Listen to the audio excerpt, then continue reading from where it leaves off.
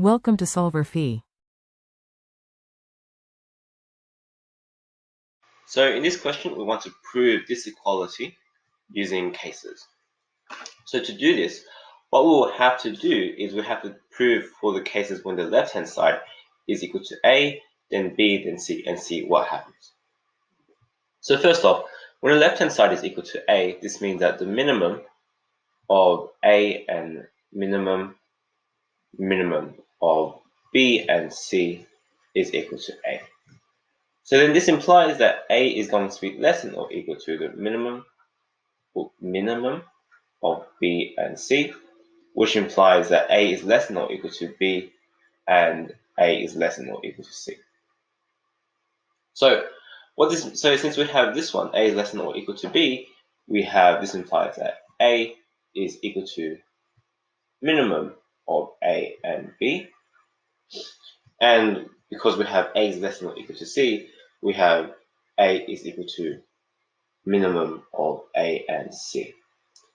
But we know that A is the minimum of A and B, so we can substitute that into this equation. So we have A is equal to the minimum of A, B, and C. Now we know that A is also the left-hand side, so we have this thing is equal to this whole thing. So the case is true for left-hand side is equal to A. Now, minimum of A, minimum of B and C is equal to minimum A, B, and C. So we'll prove the case when the left-hand side is equal to B.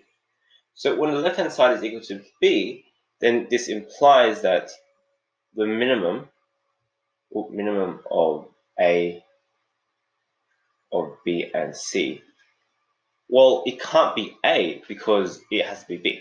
So then this must be equal to the minimum of B and C, which has to be equal to B because the left-hand side is equal to B. So what the first equality, what this means then is that B must be less than or equal to C. Now we can substitute this part of the equality into this part.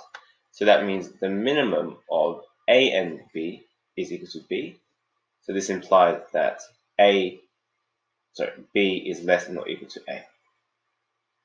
So then by using this implies that B is equal to the minimum of A and B because it's less than A. And also using this one, we have B is equal to the minimum of B and C. Now we can substitute this thing into here. We have this is equal to the minimum of A and B and C.